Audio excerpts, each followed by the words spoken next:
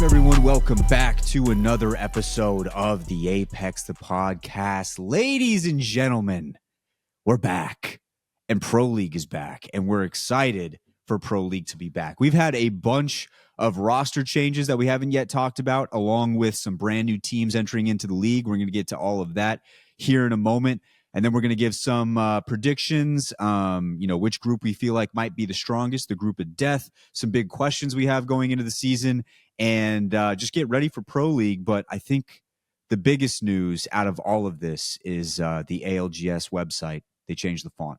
So they changed the font, guys. Added a few things. They added a few things. Great font. It's way so better. Readable. So readable. Better filters for chance points and transactions. Basic player stats now on the series page. Toggle total versus per match on turning leaders. Bug fixes. But the new font. The new font is really, it's the headliner, right? Like it's the headliner. It's the big literally one. The first thing he said. In the tweet, I mean, the Apex font is cool, but it's also so difficult to read when it's the only font being used. Not easy to read at all. Not the funnest thing to do. But listen, we're back and we're feeling good. Boys, how are we doing? I was going to say, shout out Chris Pfeiffer. Pfeiffer? I think it's Chris Pfeiffer. That's how you pronounce it. It is Chris. I remember shouting out Chris when we were kind of roasting the website a while back. Yeah, exactly. But you know what? Love the changes, Chris. We love him. Shout out Chris. And, I'll be critical, but also give shout outs. I think he might. He follows me, so he might. Okay, cool. You never know. Maybe the feedback came from the show. That could be it. Hey, I'm down with it. It's been a few weeks, boys. I haven't really talked to you guys too much. Last time we talked to you, we were in Plat 1 territory. Where are we at? We're like in the 70s range. There we go. Still fairly underperforming, but at least we're double digits. Yeah, we bounced back though, big time from Plat 1. it's a lot. There's a lot of season left. I was gonna say, I remember, I think we talked about it offline once. I'd be like, what would it take to get you to carry my ass up there? Not to pred, to Masters, you said it's got to be like a rough season and shit like that. How we feeling this season? Rough one? Is this your boy might need to ask you for some help. If you're willing to get on at 6 a.m. Eastern, we can maybe make it happen. I probably shouldn't leak this, but there's a potential. I'm in a little bit of a funny situation that I'll explain after this all gets signed up. But I might have locked myself into accidentally a marathon stream that I had to do until I hit Masters.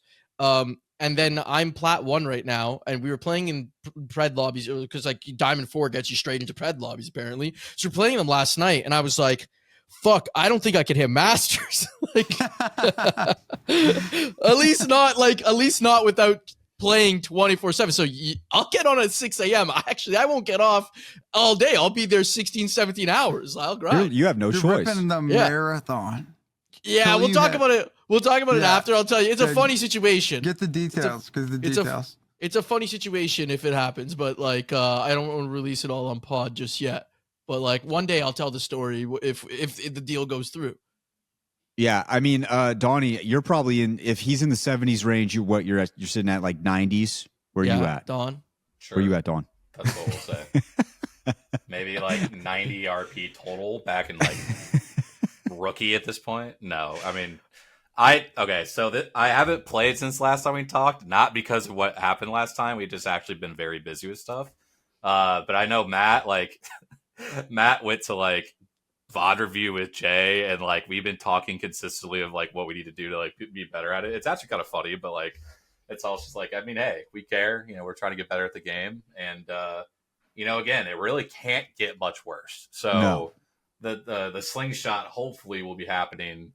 Maybe just a week after. The last. Yeah, there was a bounce funny back.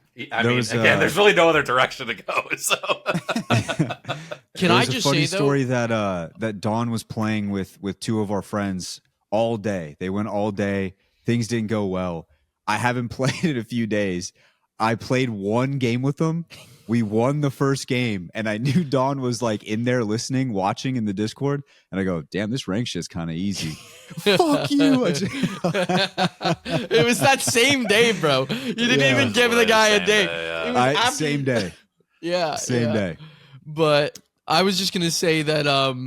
What I was gonna say is, ranked though. and I don't know, Eve, once I know like these lobbies for you guys up in the Pred like have started to like they're not as great anymore, but I think ranked has been amazing.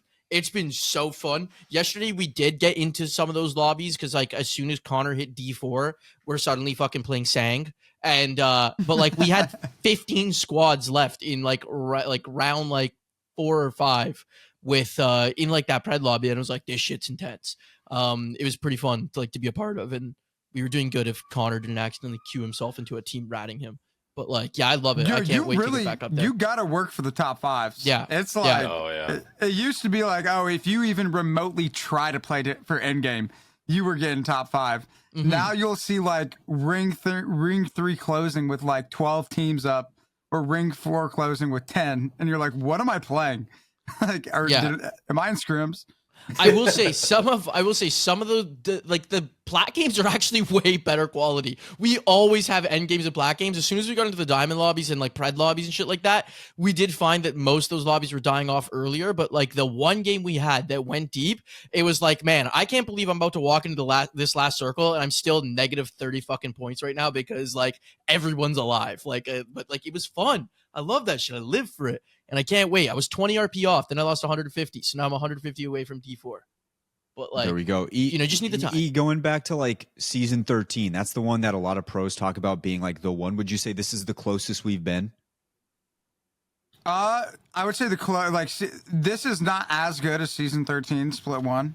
Like, because that one you had the scaling entry fee, which was what really brought it to like that next level. Because when you were loading up into a game and you were looking at a minus 250 at the top of your screen, you did not want to die early. Mm-hmm. Like how easy it was to go, like you die off rip twice, you're minus 500. Yeah, that's crazy. Like that compared to like even now, it's like not even remotely close. But I would say this is the best it's been since then. And definitely a step in the right direction from where we have been. They've eased up on the matchmaking a fairly good amount compared to what it was at the beginning of the season, and so a lot of people are saying that it's been easier the past couple of days. So hopefully they'll revert it back, because like I don't mind waiting in a lobby if I know I'm gonna get like primarily like Preds, Masters, and Diamonds. When I sit and I queue and then it's like mostly plats and diamonds, it's just like, come on, like we could have sat here a little bit longer and tried to get some more Preds in here. Has the RE45 nerf, do you feel like that did enough? Because last time we recorded the RE45 was fucked. It's still pretty bad. I mean, at some point you kind of just get used to it. And I think I'm at the point where I'm just used to it. The nerf that hit either today or yesterday, I would say is definitely a step in the right direction. It still nukes, but it has 3 less bullets than it used to. And so, like, and if you hit 3, like, perfect bursts, you still, like, insta-kill somebody, but it's not nearly as forgiving as it used to be, going from 18 to 15, and then 3 more additional each mag you have. It still has the issue, at least in my opinion, of it is the highest damage gun compared to like the other like pistols or SMG, or like the PK can beat it. It has its moments depending on how that fight plays out. But the fact that like the highest damage gun also outstrafes people using a Volt and an R9, I think that that's a way bigger problem than like, I just don't think there should ever be a pistol that is better than the SMG, because then you're like, okay, if I use an SMG, I'm just going to be slower and I'm still going to get killed by a Re. So it's like, why am I using anything other than a Re when I am going to be shooting harder, and then I also have better strafe speed? Yeah, I think that now that the nerf is just like no mag or white mag, which you rarely have white mag because if you get from Arsenal, you just get blue. But like no mag or white mag, it's like a little bit weaker, but it's still like good. And then like other than that, I don't think it really affected it at all. The gun's fucking ridiculous. I am happy though that like we do have like despite the gun, and we're always getting these metas where we have one gun that's just so much stronger than the others. I'm happy that we have something for the M&K players with the PK and the RE, where it's like everyone feels competitive. That's what I do like. Maybe I just like that I run with 2 M&K guys who, once I go down, they can fucking 2v3 with no problem. Easy. Because that PK. Yeah, perfect. There it is. Well, boys and girls, that's kind of the little ranked update around the boys here. But let's get into Pro League because that's what y'all are here for. We got Pro League split number 2 coming up. It's going to be this weekend. We're super excited for it. We've got a lot of roster movement, a lot of different stuff going down, and I kind of want to get to all of that here. So let's kick it off. Dawn, I want to go through some of these newer rosters that have come around the league. And I know you have some of the notes for some of these teams here. Would you like to update the crowd for us to give us some of these newer rosters coming in on the NA Pro League? Yeah, so I think the big ones we can definitely highlight and get into a little bit. ZZ, which was the ex-NRG roster, that is now going to consist of Guild, Sykes, and Zach Mazer, with Winnie still coaching. Timmy obviously retired, and he has moved to a sub role to keep I think he has more champs points than like 1 or 2 of them is the main reason why. So he'll still be on there, but obviously he will not be playing. Another big one was the Shopify move. We had Empty leaving as the IGL, with Zainu then stepping up into the role, and they pick up Zap to kind of step into Zainu's role of the fragger. Obviously, Zainu, Koifel, Zap, they're all going to be fragging, but like just to kind of fill in where Zainu was. And then they also pick up, I think, a low-key thing that maybe not many people realize. Liuk comes over as an assistant coach, which might be the first assistant coach we've ever seen in competitive Apex, at least that like as this notable. And like as a title, right? Yeah, like, I feel like you got analyst, coach. Now you have coach, assistant coach. I wonder what that role is. I wonder if it is going to be that he fills in like more of like that analyst role, or if it is just like they're actually like trying to provide both. But yeah, it's interesting. But sorry, continue.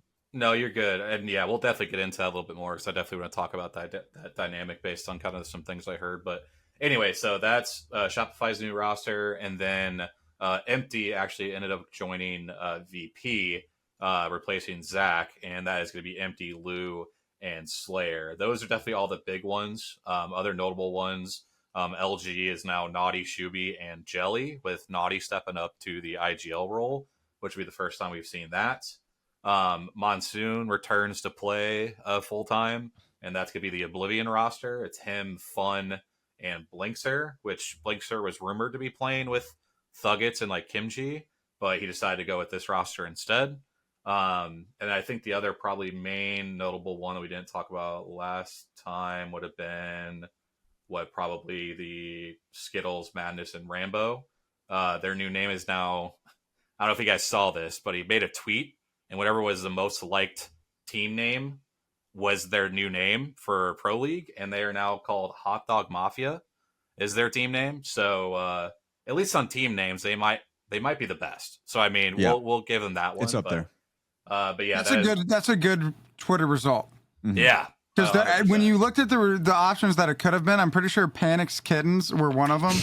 That was up there. Scene if that is the way that one went. I gotta imagine that probably got second. I gotta think that was probably up there based on how people probably would have voted. But yeah, I think that's all the major ones though. Obviously, there are probably some other ones, and obviously the new teams that have joined in. But yeah, I kind of had a little bit of a merry-go-round with those first 3 teams, kind of team players just kind of going to another one and kind of filling in those gaps. But yeah, I mean, each of those rosters is gonna be very interesting to see how the new players fit in.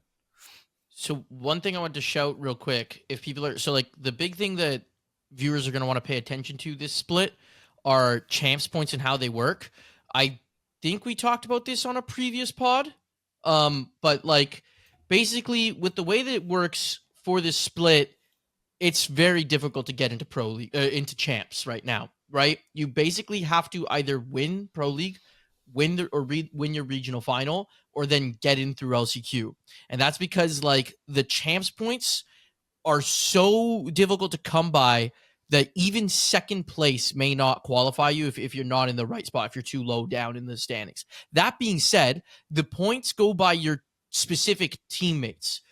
Each individual player carries the points. So some of these changes have mixed up like who's qualifying for champs right now. Like before, VP was not in a qualification position. Out of the top 24 teams, because top 24 get through, VP was in 25th. Now, they would have been one of the teams that if they got enough points, they could have probably jumped like the 24th, 23rd team. But with Zach going to NRG and then MT going to VP, that bumps them up into 22nd. So VP's down 22nd.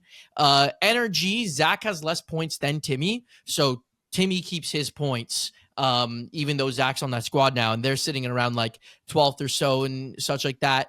This also does affect your seeding going into finals, into championship and everything like that with like group stages. So Shopify, I believe, with Zap going there, might actually be dropping.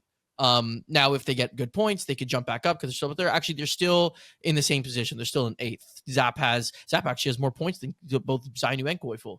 I didn't even realize that. So yeah, so actually Zap gave them a bump by a little bit. So yeah, those are some things to keep an eye out. It's going to be a little bit confusing to understand this split. It's different than how we've ever had champs qualifications before, but yeah, that's just like kind of some of the mix up at the standings with the swaps in the rosters. So now we move into the groups here, and we always like to do this every single time right before a Pro League split. The group of death, the one that you think is going to come out on top as far as just which group you think is going to be the strongest.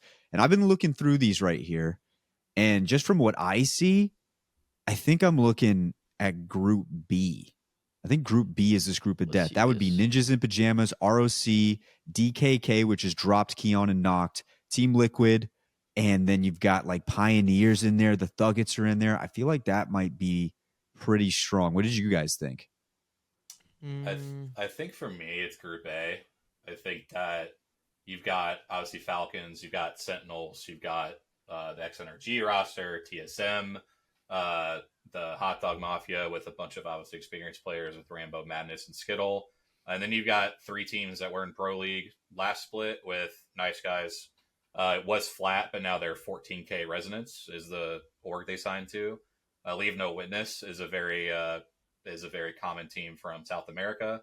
And then Do-Rags and Nihao Nuggets are 2 teams that qualified through PLQs, but they're also 2 teams that have showed promise a little bit at times in scrims and stuff. So also shout out to our boy Burke, I believe is going to be coaching NHN. So congrats to him on that. But I think just top to bottom with some of the names that are in Group A, I think that's my group of death, just because there's so many experienced teams, so many teams we've seen before with a ton of Pro League experience. That's interesting. E, do you want to go? I'm still kind of deciding here, or else I might be able to give my take. You got that. I would agree that I think A is more competitive than B.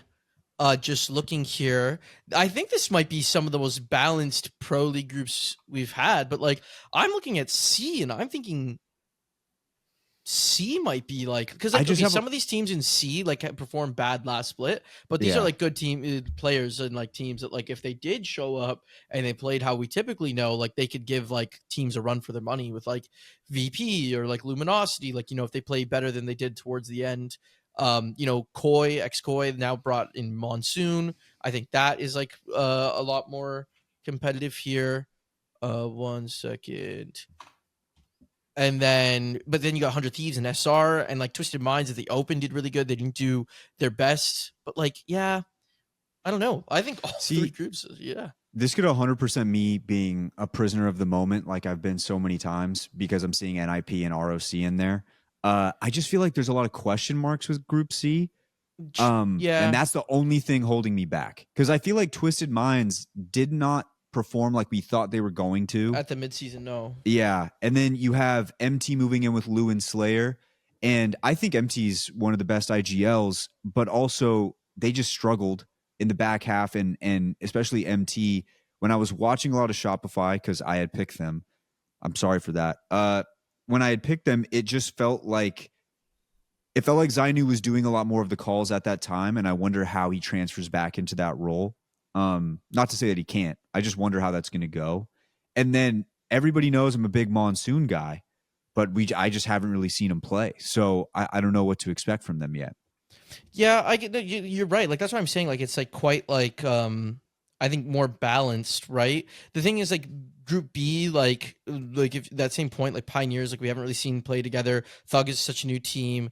Ape Gang, like the other 4 teams are like are qualifier teams or like low placed Pro League Split 1 teams.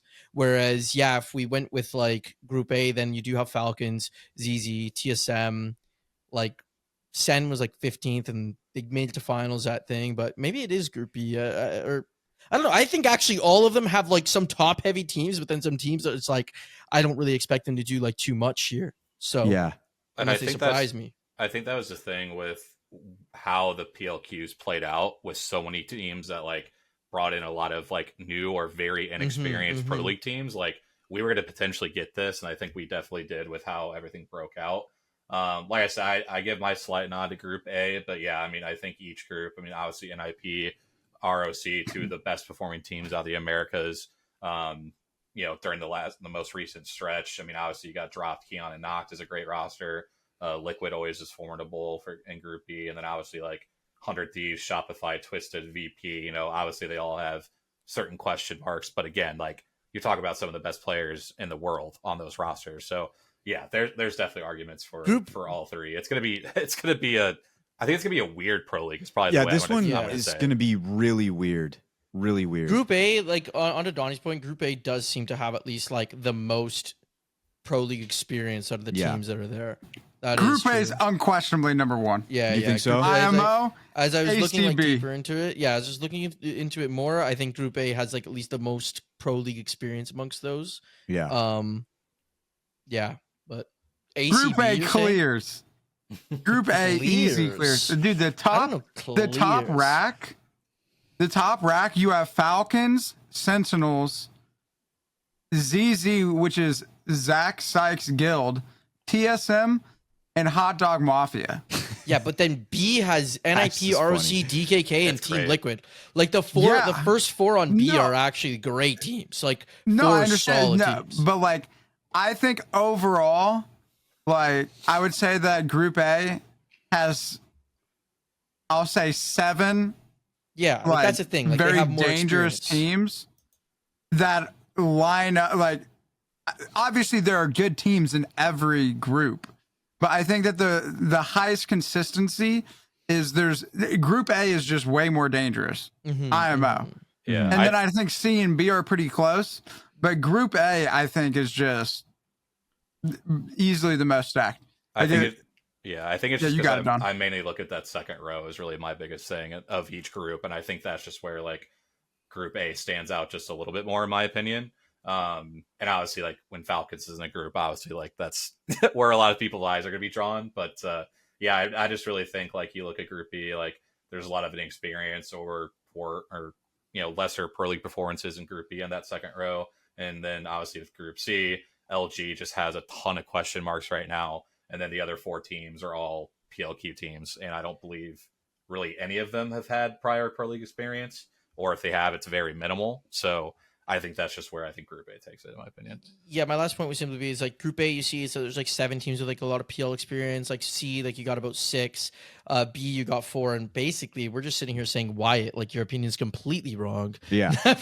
Yeah. I'm just kidding. 1000%. No, but Don, you did mention something that I wanted to transition with, which was question marks. And I kind of wanted to go through each group, and we don't necessarily have to go off on every team, but I do want to go through each group, and if you have a question or if you have a point on a specific team, I would like to hear that. And we'll kick it off with Group A here, because I do think that for me, the biggest question mark is my boys from Sentinels, because they now have had a run of good LAN experience. They've started to build it up. They've been a team for a long time. They've been moving up slowly, kind of solidifying themselves as a team that you expect to be there. My question is, what happens now as they get ready to go into champs? Like, do they continue to play with this form that they've had? They've also been one of those real volatile teams where you're going to get the best of them one day, and then you're going to have the regional final where I'm sitting there pulling my hair out thinking I just jinxed them because they were playing like absolute shit. So that's my biggest question from Group A. If you guys have any other ones for a specific team, player, whatever it may be, feel free to interject. Well, I think just real quick to piggyback off your point, and then Joe, I'll let you go. Like Sentinels, I really do think like this is almost like a crossroads, I think, for this team. Like, they've really built themselves up as of late. Obviously, like EWC, they kind of had, again, some good moments, some bad moments. Obviously, they almost don't even make the last chance qualifier. Then they come out and go absolutely insane in that qualifier. And then they have a pretty solid, I would say, finals. Nothing like crazy, but it's still very respectable where they ended up, especially considering how they started the tournament. But I really think this is like the point of this team that like they need to kick it to that next gear to really show that they're like one of the best teams in Americas, but also a team that can threaten at like land consistently, and you have to worry about them. And I do think that if they do have a bad split, they obviously like a big rule that everybody has to remember that's different this year also is the team you end Pro League with in the regional final is the team you have to keep at champs. And if you qualify based off of champs points and stuff. So like we're not probably gonna really see much movement after this Pro League. So like keep that in mind over the next few months. But like I think for this roster, like if they don't have a good split and it's backed up by not having a good chance, like I do think this is a roster that like a lot of these players are like getting into, you know, they're more popular. People are seeing them as like, you know, a higher threat when it comes just like the top level players in the Americas region. It could be a potential point that this team that's been together for a long time ends up splitting up. Like I think we've seen that in the past with some of these teams. So I really do think that like if there's a point for them to kick it into high gear, it has to be this split because they got to prove not only to like the world, but to themselves that like what just happened the past few weeks and a few months wasn't a fluke. So that's, yeah, I think that's a very good team to point out. And I just honestly, I really don't have another team. I really think Sentinels is the biggest question out of Group A for me too. Do you guys have anything else in Group A? Yeah. Team Falcons. Well, just commenting off the song, I think that there's zero chance that the Sentinel team like mix it. I would say like most teams, this is like the season where if something goes wrong, they might look to like switch it up.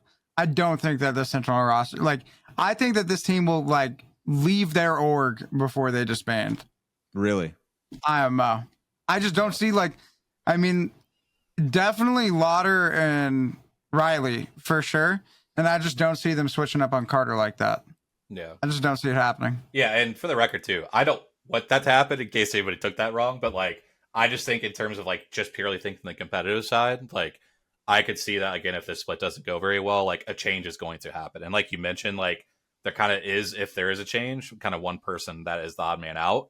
But like I said, you would hope this roster, we talk about how volatile some of these rosters are. It'd be great to continue to see them play together no matter what. But I just think personally for me, like this could be like a make or break split for this roster, just because like they really are starting to make a name for themselves. Yeah. Jumpy, you wanted to talk a little bit about Falcons. Yeah, I'm just trying to make sure I do my math right. Actually, even more specifically, 0. And if he is going to go for his 4th Pro League in a row, taking first overall, I think that is, if I'm seeing it right, like it's okay. 2024 split 1 Pro League with Dart 0 first. 2022 4 split 2 Pro League North America first. And then 2025 split 1 Pro League. He's had 3 in a row first. Can he go for the 4P? I think that's one of the craziest runs. The only other team that's done something like that was like Fnatic, but like so I guess it was because like everyone kept switching it outside of why am I forgetting his name? Like Yuka. But like Yuka did it. I was like, the most important guy there. But like Yuka, but like, dude, that's a pretty crazy run. And like honestly, if I was him, I'd hate myself for the fact that he got 2nd in Split 2 Pro League, because that could have been 5. Yeah. Like in 2023. Imagine going all the way back to 2023 and like your lowest placement in Pro League is 2nd. And just so nobody like says anything in the comments, he's talking about like first place overall points wise. He's not talking about like any regional finals or anything like that. Like it's mind you, he won those. But he's two. also won. He's won I don't know. Regional finals. Not sure which one regional final it was, but I'm pretty sure he's won a handful of those two. He won the last split, or like the last split of last year, and then he won one on DZ when Zainu was there. Back in 2023. So, who knows? Maybe he'll win that too. But yeah, it's just regardless insane. So sure, that's my biggest question mark. Will they do it again? Will they do it again? Yeah. I guess the only last thing I have on Group A would be Team ZZ, and it's just because the Zach Mazer, I just love following the Zach Mazer storyline no matter where he goes, and I think this is actually a really good situation. Like you get Guild, you get Sykes, and then you have the coaching duo right there. I just think it's going to be really interesting to see how this team plays out. I don't have a question for it. I'm just going to be tuned in. I'm going to be locked in watching Team ZZ, just like I was watching VP, the last pro league. Anytime Zach Mazur's on the screen, I'm going to be watching because I just want to see what happens. You never know. It's a mixed bag.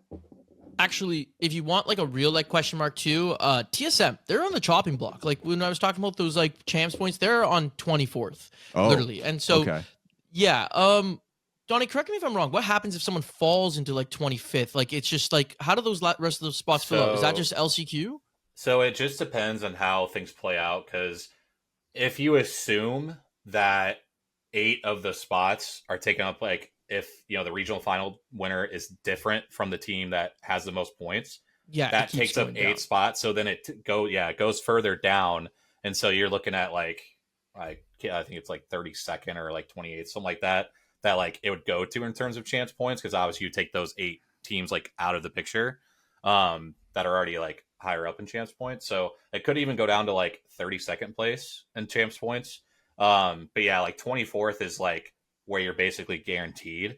So yeah, then it just kind of depends on how splits play out. Do they need to extend it down to the 27th place, 26th place? So like after that, if you're just not in those top spots, your only other opportunity, no matter where you're at, is you have to go compete in LCQ.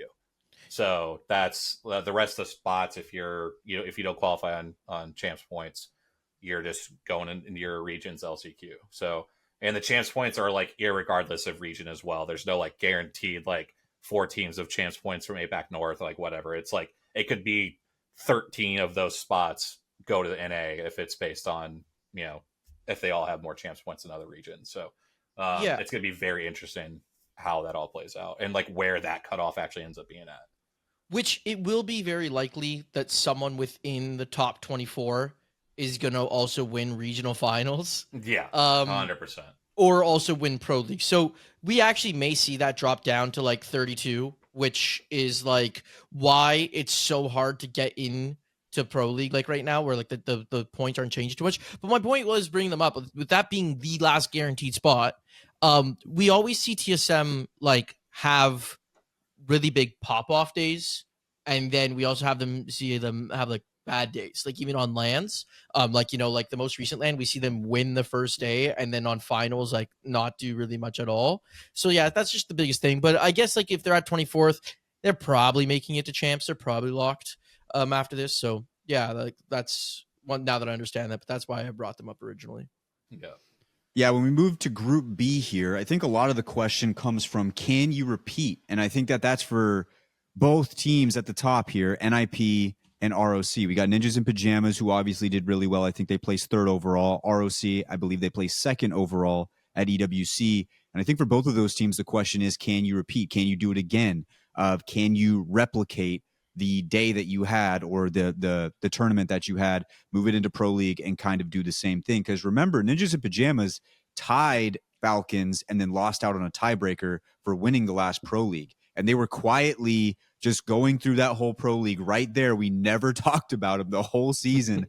And then right at the end, they tie Falcons for the points and then just lose out on that breaker. So I guess that's the biggest question for both of those teams. Dawn, for you, I guess, which one would you say is more likely, in your opinion, to kind of hit that same stride that they had at EWC?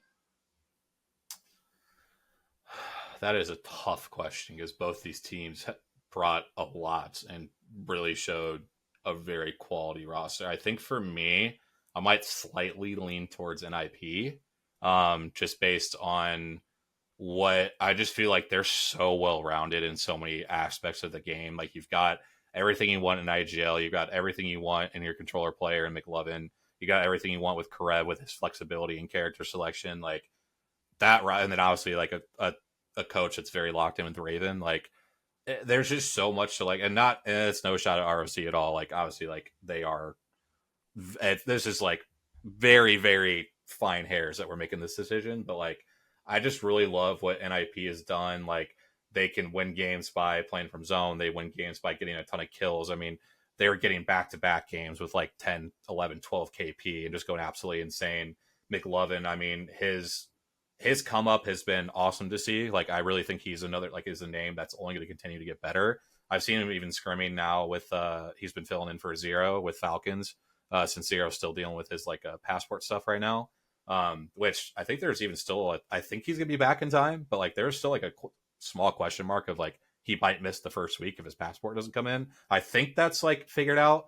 But yeah, I'm anyway, subbing in for them. Oh, okay. That is breaking news. So I mean, but That is fucking trash. For Falcons, Hey, bro. you got it, boys. They already qualified. They're not worried. They already qualified. but no, I guess it's just like the challenge arc. Can Zero win a pro league with having Jumba play week 1? Bro, like you're supposed to be my rank teammate. Why you never even see me play? But yeah, just to finish my point, like I said, I really like a lot of what NIP has done, and I think they will continue to do. I easily will see them competing for first place in Pro League again. And yeah, I just think there's just so much to like with that roster. I mean, it's pretty like I think that your answer is like pretty clear. Like ROC, I think that at the event, most recent one was like both of them were like, yeah, neck and neck right there. Obviously, ROC even took the higher position than them and led that entire day up until the end. But like, and it's not the fairest comparison because ROC didn't have a full locked in roster for the Open, but 13th at the Open, second in Pro League, third at the midseason playoffs. NIP has been consistent this whole year since Vane and McLovin have squatted up. Whereas ROC have just recently like had this surge. So, you know, just if you look at like the length of time that now our NIP's been doing it this year, like it makes sense. Yeah, I guess the other question I would have is how do DKK not have an org? You got dropped, Keon, and knocked. I'm really excited to watch this team. You got JMO coaching, which, by the way, doubles as a player because every time he had to step in as a player, they popped off with Furia last split. So that's just another layer to add to it. I don't know how they don't have an org yet, but this is another team I'm like really interested to keep an eye on. Not really a question. I just really want to see what they do, and I'm excited for that team. But I don't have too much more on Group B unless you guys have something else. I mean, I think my big question with DKK, are they going to get 6th or 7th? Oh, shit. Is this the new? Shit. Oh, Dropped. or- I didn't even think about the fact that dropped. Like maybe 5th? There's a good chance they could get think like it's just- 3rd, 4th, 5th, 6th, or 7th. And Steady possibly lock on 5th or 6th, in my Yeah. opinion. Yeah. I think 5th or 6th is just. Yeah. drops. I That's think drops they've gotten 5th comfort or zone. 6th in scrims a couple times. Yeah. Oh shit! Already. I think drop when we blocking. end this segment with the predictions, we have to predict our like winner, and then at the end we have to predict if DKK is going to get 5th or 6th, and that 6th. we're going to lock that in. We're going to have that locked in for the season. It's dude, it is like it's very impressive. I mean, to consistently be top 5 or 6, very impressive from dropped. Yeah. I will say. Extremely. You With, gotta give it to with him. as many rosters as he's had to play with as well. Bro ruined it getting 4th last time instead of 5th I or know. 6th. But What the sometimes hell? 4th. Sometimes 4th. Hey, it averages out to sometimes 5th still, so we're 4th. True. It's so true. Now we move into the group that I feel like has the biggest question marks because there's a lot to talk about with Group C. I think there's so many to go through here, but I'll kick it off with Luminosity for myself because I see Stay Naughty, I see Shuby, and I see Jelly. Who's IGLing this team? Yeah, I was also thinking the same question when I saw I- Jelly on the roster. I was like, Jelly? As far as I'm aware, it is Naughty is going to be Naughty. the IGL. That's at least what I've heard. I haven't watched them specifically in recent scrims, but at least a couple days ago, he was the one that was doing most of the what would be considered the IGL, like comment and stuff like that. So I believe that's still going to be the case based off last I heard. But yeah, I'll let you finish your point because I So, well, I don't have one because that just leaves me with Okay. the follow-up question of how the hell is that going to look? yeah. You know, because like Naughty has always been the fragger guy. Naughty's always been the fragger on these teams for the most part. And a lot of times people refer to him as having the controller brain. So how does that translate? And if it doesn't translate, what happens after that? Because we haven't, it's not like this is the first time we've seen that. I think TSM a few splits ago when they were still trying to like bounce it around between Verholst, Reps, and Zap, it's like it was kind of going all around. You didn't really know exactly who was making the calls at certain points until it seemed like Zap was kind of taking the lead for the most part near the end. But like what happens here? Because I feel like I trust that roster of TSM and their struggles a lot more than I trust this Luminosity one. And I don't mean that with any disrespect, but I mean, if you look at the names at that one and you compare it to the accolades with this one, it's not as close, you know? Yeah, Luminosity is a concerning one. Like before when the Toronto event was around, I was talking to some of the guys that all came out here, and they didn't. I keep bringing this champs point thing because, like, in the past, it'd be like, well, all they need to do is they need to get top 12 here, and they book their ticket to LAN, right? Or I guess like they would have gotten to like split 2, and then they just had to perform well at split 2 to get enough points to go to LAN. And usually, all you need to make was like a finals lobby, and you probably were there. Where it's like they have a total of like actually Jelly I guess have more points. This is like outdated, but this is when Nocturnal was on the team. 248 points. They're in 60th. Jelly didn't do all that great. Jelly only has 198 points, so they move up a few spots. Like it basically means to me that if they don't win or they don't win regional final, like they're not going anywhere this split. Like they're just playing the split to play, which sucks because like LG is an org that's still sticking around the game. Is like great to see, which they are still around the game, right? They didn't leave. Sorry, I know that they sold the roster. The company got sold, so I was like, I'm going to be honest with you. right? I don't know what's happening with that. I just thought about that as I was speaking. I was like, are they still in the game? Yeah, there hasn't been any update like officially of like what they're going to do with the Apex name, but. Yeah, okay, so at the very least right now, having that org when there's not a lot of orgs expressing interest to be in this esport, sticking around, to have guys like Naughty and Shuby who've gone to lands and have performed and like have been like some of the names that like we see in finals often, and then to like now not even really have a chance to get in there. They could come second place and it does not matter. Sucks. It sucks. Anything else from you guys? Anything else that stands out to you? Go ahead, Don. I wanted to look at the list is all I was going to say. Okay. I was going to say, I think for me, like, I think it's Shopify. Like, I think that we saw, obviously, a very disappointing last few weeks, month or so, based on their standards. And, it might be somebody's fault in this podcast. I won't name names, but anyway. And I don't think it's I don't think it's E or Jumba. But anyway, not naming just names. Hateful, Not naming really. names. But no, I almost like it might be a weird comparison, but stay with me. I almost seeing them as like a restaurant right now.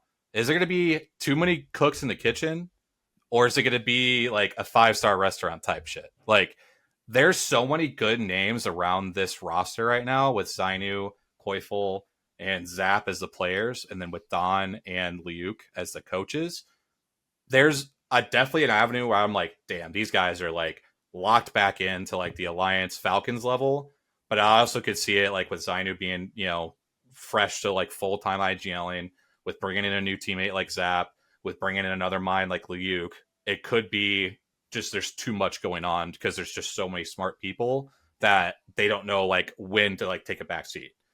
My guess is that we'll see a better version, but we also expected better from the roster that there was previously. So I'm going to be very interested to see what restaurant Shopify Rebellion looks like after a few weeks, because I really love what they've put together. Because again, Liuk and Don, two great minds of Apex. Don obviously being very good with people, like they mentioned with the SSG stuff when they won. Liuk being one of the bigger brains in Apex, obviously over to Mia, now coming over to the Americas. And Don also is no slouch at all when it comes to like the tactics and stuff as well. And then he obviously adds how, we've talked up Zainu, Jace talked up Zainu, how good Koifel is at fragging, how good Zap is at fragging. There's a lot of good ingredients, but can they come together to make the perfect meal? Yeah, no, that's all very well said. Like, I just am excited to see like what happens with like Zainu's IGLing. And I think I got to support them even harder now with Liuk being Italian. Like, that's just the biggest thing. You got to do it. That Now, could be a Don, good restaurant with Italian food. You had mentioned something about like what you had seen from the coaching dynamic, right? Like what exactly was happening with that? Like you've gotten some insight on it? Yeah, so when I was watching scrims a little bit, I was able to. Zainu's actually been streaming a little bit more, which is great to see, because we actually get a little bit of the behind the scenes that we really haven't got from Shopify teams in the past. And it really looked like Don was doing a very good job of kind of helping keep things organized within the conversation. And Liuk really was coming in with a lot of like the deep dive of like this thing, timings of rotations, or or zones or spots to play for this particular zone, or why this zone was pulling here. Like, it really seemed like, at least based on like my first experience with it, it seemed like Don and Liuk were playing very well off of each other. So again, my guess is that that coaching move is going to be very top tier for them, and it's going to go really well. But again, it's very different when it's obviously a scrim day and you can kind of like slow things down. You know, there's not as much stuff going on versus Pro League where, you know, these 6 games go by quick and like you really have to be on top of your game. Obviously, we've seen like in the past that like, you know, there's been arguments within those rosters before. Obviously, there's a lot of, you know, that happens with a lot of the top teams, but like we've just seen it with these guys before. So like, can Don and Leo kind of balance each other out? You know, Don doing the stuff he does with the kind of like the coaching personable side, and Liuk with the kind of like hard hitting analytics that he brings. It's that balancing act is what's going to decide how well I think this team does. Obviously, along with Zainu adjusting to IGLing, but I really, especially like just being a baseball coach for so long, like the dynamic with Don and Liuk is definitely what I'm going to be watching the most. Any other questions that you guys got from group number C? I will say just a really quick thing. Go ahead. I've caught watching this Evan crypto arc for 100 Thieves is odd. I don't even know if I have a question. It's just like watching Evan Verls on crypto is a thing I never thought I would see at Apex. And I know things have kind of been trending to like the IGLs really wanting to be like those, you know, frontline characters like the, you know, the Ashes or the Alters or whatever the case is, to kind of like really be calling out rotation and things like that. Because obviously when it was like more crypto meta, we had a lot more, you know, a decent amount of IGLs on the crypto. But seeing Evan just playing that character is just so bizarre to me, just because, I mean, at least I've never seen it before until recent scrims. So that's going to be, if I have a question, it's like, if they're going to stick to this crypto, like, is it going to be Evan now? Because obviously we've seen what Phony does and how good of a crypto that he was. You know, is there maybe like he doesn't fully trust like the dynamic duo of Evan and Jen Burton on the front line, to where he feels like he has to be on the front line with at least one of them in order to IGL to his best capability? That's my question for 100 Thieves, because they have all the ingredients. It just seems like who's going to go where and how much is going to go here. And like, it's, you know, Evan on crypto. That's my biggest question. I've always looked at like teams like makeup in like 2 ways. Like we got the Alliance, which when they were really succeeding and had a lot of things going well with them in some of the tournaments, especially like, you know, when the crypto meta was like Hackis on like the character that IGLs as like you have your 2 like Gen Z fraggers go stupid and like fucking put out all the damage, right? And there's a lot of teams built like that. SR was built like that. You know, you could say that 100 Thieves originally kind of like felt like it was built like that. And Shop, or when they were Space Station, same thing was happening because it was the same roster. SR, just, you know, Phony was the one sitting back, and we saw those teams succeed. But then like for the longest time, we've seen Falcons or like Zero's rosters succeed, or like TSM back in the day where you have Zero, or when Hal was IGLing and those guys were putting up the most damage in every single game too on top of it. So like there is a thing to be said that like when the 2 most successful rosters of like Apex history had their IGLs leading the charge into the fight, being the front runner, because like they want to be mobile, they want to be seeing everything, they want to be able to call rotations, but then also call what you do in a fight and everything like that. And like, you know, their players play off everything they do. Then like that's could be a reason why 100 Thieves is maybe like doing this. Maybe Phony feels like I need to be in even more control, and to do that he can't be sitting invisible in a drone. So that's what I would say, like, to some of your points there. I would just like, funny enough, as I was, you know, almost saying Group C was like the strongest group before. I agree, kind of like when I look at this group though, or overall, I think it's a question mark. Is kind of, I'd say there's every single one of these teams where I feel strong about them because of seeing good performances out of them, but we've also seen them all have like a moment of weakness, and so that just always throws a little bit of uncertainty when like you don't see the consistent play every week, right? Like SR should have taken first and then had a bad regional final and then got eliminated before finals in at LAN. And so they make a swap. And so now there's suddenly a question mark there, for example, right? But yeah. Yeah, and I think as far as that goes, I really don't have any more questions. The most interesting team, though, because I've kind of done this with both groups, I think is VP from this one, because I do think that there's a weird pressure that was on MT when he was on SR, because for so long people have been saying Zainu's good enough to be his own IGL, and when you're watching those comms, which I did a ton, you could just hear that he was kind of already IGLing at that time. I think with MT moving over to VP with Lou and Slayer, I think he's going to have a lot more control and he's going to be able to do what MT has done his entire career. And I do like the fact that Lou can pipe in and give like that little bit of extra there, but I think it's going to be a lot less in comparison to like a Zainu, to where MT can take control of the game and both of those guys can slay out when they're feeling like it. I do think VP is going to be, I don't know if I'm going to say that they're going to do much better, but I will say they're going to do going to be a lot more stable, I think, than when you have Zach at the helm, where it's like some days you can absolutely dominate, and then other days, like, you know, they just can't find a foothold in those games. I feel like MT can bring like more, just much more calmness to it, to where they're kind of just placing in a similar spot wherever that pecking order is, and whatever it happens to be in this split, we'll have to find out. But I do think they're going to be a lot more just, you know, across the board, just even, rather than the volatility that we saw last split. So that's all I have for Group C. And boys, I think that's just about it for all of the groups here. The questions, the interest as we move into this next split of Pro League. Now it's time to get down to brass tacks. We've got two things that we're going to predict right now. Number one is the most important, and that is who we got winning this Pro League. It's hard not to say Falcons, if I'm going to be honest. I'm saying Falcons, by the way. I'm going to go with Falcons. I was going to let all of you like do yours first, and then I was going to be like, I wanted to see if they had interesting takes or something like that. I'm going with Falcons for the simple fact that, like, if they do it, then I'd be like, 4-time, and we called that shit because we knew. Yeah. But, like, if they don't, then I'd be like, whatever. I will go ahead and venture out and just give any sort of different take here. I'm going to go ahead and say NIP. Okay. I think I like a lot of what they've done. Again, guys, I'm not stupid. I know Falcons probably is going to win. But Nips out for Dawn. I've got Nips out. You know, I feel good about what they've been doing. Again, I think that McLovin is one of the most improved players we've seen. And I just think with Karev, his flexibility, and with Vayne, again, I think, you know, at least in terms of like the IGLs get talked about a lot, he doesn't get talked about a lot. I love a lot of what they're doing, and I feel like they can win Pro League for sure. Don't get me wrong. I wouldn't say like probably Falcons. Like I wouldn't say that with, like, I think that there's obviously a good chance with their track record and everything like that. But there's definitely other teams that could like steal. Like we said, there was a tiebreaker at the end there, right? So there's other teams that could steal it.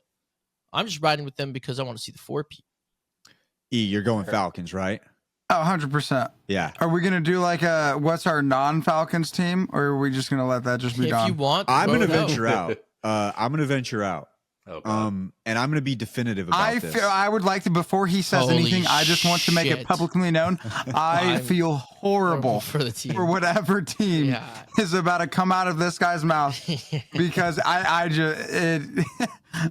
would not want to be you. Wyatt, I don't know who you are, PB and but J I would not want to be you. Say PB and J. No. Save yourself. There is no way. Okay, not only am I going to say this team's winning, whoever it is, we will gift 5 to the IGL. There is no way that they don't win. Congratulations to Shopify Rebellion on winning Pro League split number 2. Congratulations. We'll get and you're proving the whole world that this is not a curse. It's not a curse. You're bouncing back in a big way. Congrats, Shopify Rebellion. You just won Pro League. Zion, you go live, bro. We'll get it from the Apex Pod Fund. Congrats. He's too good for my curse. He's too good. The roster's too good. I think Wyatt said he just doesn't want to see Zainu come back on the pod. Is that what it is? Because Zainu said that he was going to come back on the pod after they won. And so what? And then the kiss of death, bro. Oh no.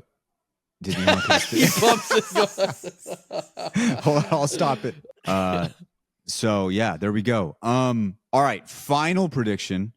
and probably I said this last one was the most important. Actually, I'm retracting. This is the most important. For Drop's team, 5th or 6th? 5th. Maybe even. And I'm going to 4th. I'm going to say 4th. Oh, shit. Oh, God. That's sacrilegious. I don't know what to do now, honestly.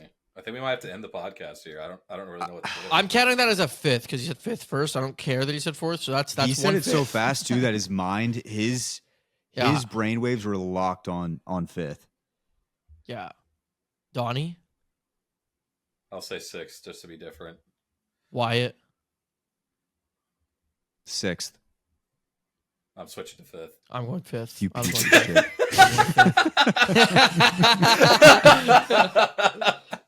Fuck! No!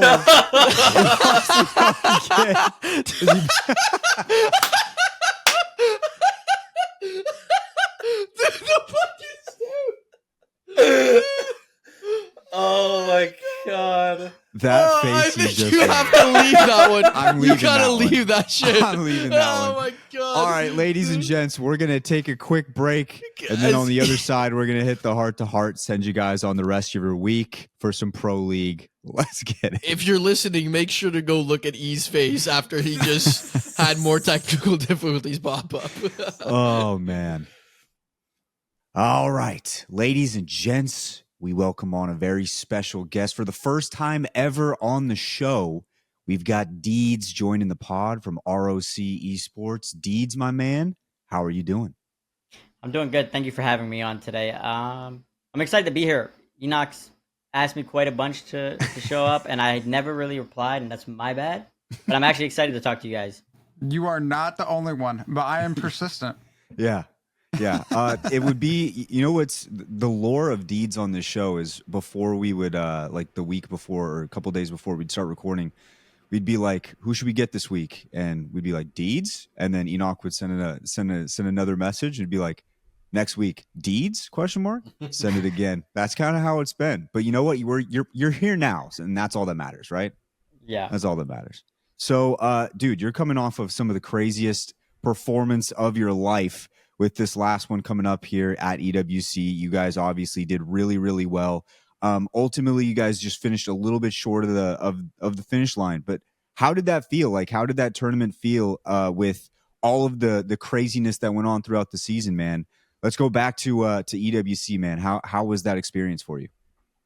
Mind blowing. It was genuinely the entirety of the event was like, we're doing it. You know, like this is a run. Like this is an underdog story happening right here. From the beginning of the event, though, we had our eyes on that trophy, and it did suck to fall short. But for me personally, my best placement being a 32nd at a LAN event to going to second, I wasn't too happy after the end of it. I wasn't too mad after the end of it. My teammates were a little bit upset, but I was proud of us. Yeah, I mean, taking it from where you guys were from, I mean, just even the ALGS Open, which wasn't that long ago, to where you guys are at now. I mean, the absolute come up, the bounce back, whatever you want to call it, was insane. I mean, just talk about like that, even just short gap of time of like where you were at the Open to now. Like, just what was that like entire journey like? This split, like the start of this year, was the most stressful split I think maybe any players could have possibly endured. Like speaking strictly on the esports side of things, nothing personal. We were going into opens with the idea that we were going to be playing with Nocturnal, and because of a rule that locked him onto a roster because he was a sub, we were forced to scramble. I think maybe a week or two before to find a sub. Not only a sub that can pay out of pocket to show up to a LAN event. So that just, there's already a short list of players, and it just got even shorter because of the open and the funding and whatnot. So we wound up picking up Snipe. Vax has to learn how to IGL within a week and a half. Might work. Pretty easy. Yeah. We're trying to figure out team comps. Snipe hasn't played comps since Legend Bands have been integrated into ALGS. So this was his first time playing on it. We're trying to figure out the roles on the team because there's certain characters that like he's better. Like he was a great Ashe player. To be honest, he was a better Ashe player than me. But then it's like other characters, like other entry fry characters, he wasn't as comfortable on. So then like we were shifting shit around and like you talk about team dynamic, which I think from opens to EWC was just a drastic difference. It was like our open dynamic was game by game. It was character by character, and that whole thing. Shout out to Snipe for pulling up, but that was the most stressful LAN I've ever experienced. We wound up getting signed to ROC as a duo too mid-tourney. By the way, trying to get signed as a duo is possibly the hardest thing you could do in Apex as an esport. Shout out to the manager. Shout out to my manager Beza. But that in itself was a mission. We had a third. We were telling them we had a third. Then we tell them, oh no, ALGS told us we don't have a third now. And they're like, all right, we're just signing you guys on a duo. I'm like, that never happens. Mm-hmm. And then obviously we didn't play well. It sucked, but I don't think any of us are like losing sleep over it because of just how rushed and unprepared we were leading into it. Yeah, we talked about it so much on the show, just the entire saga of ROC and what you guys had gone through throughout the entire split. And then a couple weeks before we had talked more and more about it, like, hey, there's like a chance like ROC makes some noise here. And then you guys show up to Riyadh and you absolutely pop off. The entire time we're just losing our minds watching this insane come up. And it was like, it wasn't just you guys were playing well. You guys had pop off moments that were super impressive throughout the entire tournament. How do you think, like, the team, it felt like was kind of jumbled together throughout a multitude of different circumstances, kind of collaborating in this one giant mess. But at the end of it, you guys just look like a very cohesive unit that entire day. What do you think it was for you guys? Preparation. I've said it before. I think we were the most well-prepared team leading into that LAN. We had figured out where exactly we were like good at, great at, I even say, and we just built off of it. So like, I think a common question when we were like first teamed was like, why is Deeds on Newcastle? Everybody popular. I was asking it a lot. Yeah, I was actually getting ready to ask you that later on. So you just general robbed me of a question, but it's cool. From general consensus from the players, like from pro players, just spectators, was like Vax is like the best Newcastle in the game, and they have him off the character. 100%. And that was a leap of faith, I think, that we took as a team. More so from my teammates and coach more than it was me. I had confidence in myself through Castle and Gibby. I think I played the most Castle probably amongst the entire pro scene, even if the results weren't there. So I was comfortable on it, even if people didn't think so or didn't understand why that was. So we found out, like, all right, we are really comfortable on Newcastle. We really enjoy this pick. It doesn't matter what the edge meta is or what the zone meta is. We thrive on Castle. And so then we built off of that. And then we came up with the Newcastle Path crypto. And that was a weird pick too. I don't think there was many teams playing that either. You just saw a lot of Wraith. When we pull out Pathfinder, you'd see a lot of Wraith, a lot of Ashe being played, a lot of Bangs.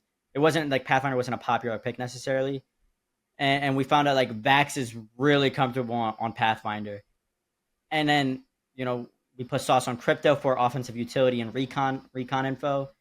And he's like undeniably one of the best cryptos in the game. And the reason I say that is like you look at stat sheets after the games, he'd play 5 games of crypto and have the same amount of damage as 7 other teams' entry fraggers. You're talking top tier teams. I'm like, he's doing that on crypto. Mm-hmm. Yeah. And so we just built off of that from scrims leading into EWC, and it was a lot of trial and error. But once we figured it out, we drilled it. We were prepared. We knew exactly what to expect from the bans and whatnot, and maps and what POIs we wanted to pick. We were just so comfortable. I think preparation was the reason why we did so well. Absolutely. And one thing I wanted to talk about too, because obviously some of the big moves that really helped kind of turn your and Vax's kind of season around was bringing in Sauce, was bringing in Psycho. What kind of was that process like of kind of bringing them in? Because obviously like you and Vax had gone through the absolute ringer, just trying to get any breathing third in, to say the least. But like, what was that process once you acquired these guys? And what did you kind of learn from these guys that really helped your game and kind of helped mold you guys all into this team that we saw? Psycho. I had worked with Psycho in the past, and he's helped a lot for me, like mentally staying in check in the games. Like after the game comes, you'll see a lot of pro players like crash out on each other. My teammates don't necessarily do that, but the way people operate, understanding how they operate and the way they talk and the way they function is very important to having a good team environment. So that's where he helped, I think, the most. Like he helped me improve on my communication, and outside of that, it was just like team cohesion after the game. It's very important. And then Sauce himself, I think his general understanding of how Apex should be played was eye opening. He at first he struggled with hesitation, but through time, there was not an ounce of hesitation in any of the calls he made, and it turned out to be one of the reasons why we did so well. Is because every plan we had, we understood if we were committing, if we were going to die for it, if it was something we could back up from, if we could get a knock and chill. We all knew that leading into it, and that's where Sauce like opened my eyes on that part of the game. He knew what needed to be done and when. So go ahead. What was that process like going from the open to picking up Sauce? Was that like you guys knew it was going to happen the whole time, or when you guys saw LG with that switch up, you were like, "Oh, hold up here, we got an opportunity on our hands." So the whole going through the ringer didn't stop after the open. After the open gets done, we're like, "All right, Nocturnal, we lock in here." He's like, "Oh no, I got an offer I couldn't deny." You're like, "Oh, okay, we're back to square one here." Obviously, they had decided to drop Sauce, which was in turn like a great opportunity. We needed an IGL. He was an IGL, and I thought he fit perfectly for what we were looking for. But the process of picking up, I mean, I thought it was a blessing in disguise.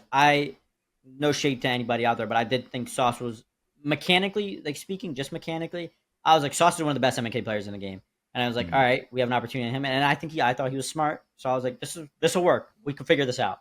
But yeah, going through the ringer didn't stop until after. We were still locked in with Nocturnal after the open ended. We didn't find out till days after that he had picked up, joined another team.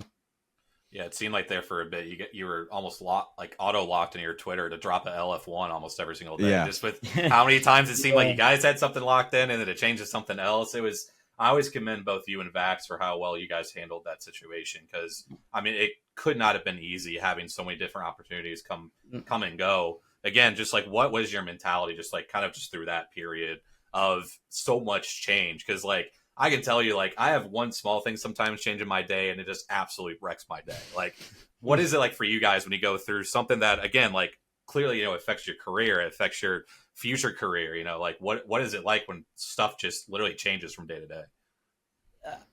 There was a lot of self-doubt amongst me and Vax. There was a point in time where he himself said he might quit. Like, this was going to be his last split just because of everything happening. Me, I was just like, what a waste of my time. I joined at the beginning of the split. I joined OBVN. I was locked in with them. I joined the Battlefy roster and everything. We put out our tweet. We're good to go. I get hit up by reps and backs. Last minute, I join them. I leave OBVN, and then we get to, first day Pro League. He quits. We go to opens. We're trying to play with Knock. Can't play with Knock. Then we go to Snipe, and then after we think we're playing with Knock again. Doesn't happen. I genuinely couldn't think. Like, I was like, this is how my career is going to play out. Like, just nothing good is going to happen in terms of, like, the results that I was seeking. So, yeah, there was a lot of self-doubt. I was playing with a chip on my shoulder the entire time after everything, after the opens. There was something to prove, but it was frustrating. It was sad. It hurt. It was a lot of up and downs. I mean, there was really no up. It was just down. Everything was just going down the entire time. I mean, that's fair. That's fair. Taking a tumble down that hill. Yeah. And the mountain was waiting. Yeah, I mean, it just seemed like you would be getting a tweet from Vaxelon just being like, okay, guys, another day, another tragedy. We're once again, and it would just like every other day, you're just getting a new tweet, and you're just like, what's happening with this team? Because especially with reps, I think after the first day, you guys actually did pretty good, right? Mm-hmm. Yeah, we got 8th place on our first Pro League day with him, and we could have won that day. We were playing up. I don't like how everything went down with reps, but he was one of the smartest players I've ever played the game with. Mm-hmm. There was no denying that. Beforehand, watching him, Evan, and Hal play, I was like, he's an anchor support. He's nothing special. And then I stepped into the game with him. I was like, this guy's a dog. He's a dog. And we could have won that first Pro League day easily, with a few minor changes, like a few changes to the play calling and the hesitation that we had. And it went well, but even before that day, we knew that he was going to quit. Oh, really? So like 2 days before Pro League started, he was like, I don't plan on playing anymore. And we played the first Pro League day and it went well, and we were like, okay, we could keep this going until he said he would play until opens, and we were like, we could keep this going. And I'm DMing back, so I'm like, I don't know, I feel shaky about it. When somebody's 1 foot out the door already, no matter how much they say or do, they're never going to be 100%. And then obviously things went down the way they did, but. Was it kind of just like that next Pro League day where it didn't go as well? He was just like, yeah, I just can't do this. It was that, and me and Vax were like fully set on he can't do it. Like, even if he says he can't. Mm-hmm. Yeah. Mm-hmm. Yeah. I think it makes so, sense. Yeah, I mean, when you talk about just because he is one of those legends of the game, like what was the thing that surprised you the most about just playing with him? And at that time, was he like trying to IGL, or were you guys kind of like bouncing it around? No, so he was full on IGLing. He wanted full control. He was very much capable of being a top entry fragger in Pro League. Oh, really? Whether or not people understood that, the first few scrims we played with him, he was top fragging, like top damage, like top kills, like every lobby, and that was a surprise to me. But yeah, when I genuinely, like, he taught me a lot. What he taught me was like it was a lot of understanding what he wanted from the game. He knew exactly how he wanted to play every single game. In terms of like play style, he didn't want to play his own at all. He knew what we're gonna do is we're gonna play for purple armors, we're gonna play for ring 3 console, and we're gonna take a game winning fight. If there's no fight we're playing for a god spot.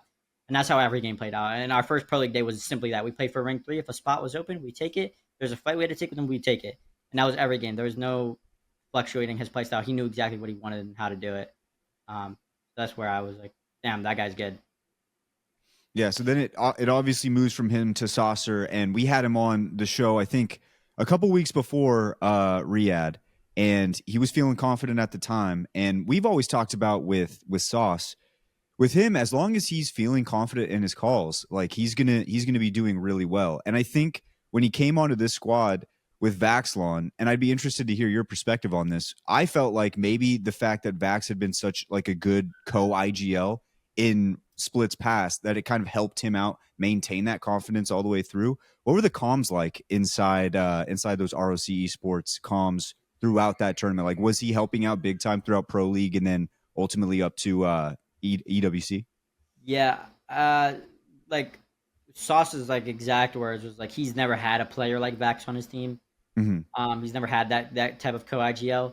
So yeah, the way they bounce ideas off each other and then final calls, Sauce usually helped him out.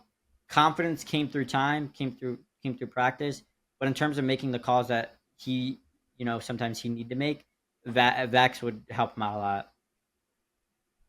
Yeah, it just seemed like that would be like the perfect spot for him. And it feels like everything just kind of fell into place for you guys overall. Now, your guys' first day, I don't think went like the best, but was there a moment where you were kind of like, okay, I think this is going to actually work? I don't know if I had that moment until the next day of Pro League, Mm-hmm. which I think was the day after, and I think we won that day. It's a pretty good turnaround time. That's a huge turnaround. It was after that block, we all like DM'd each other, and we were like, we played like pussies.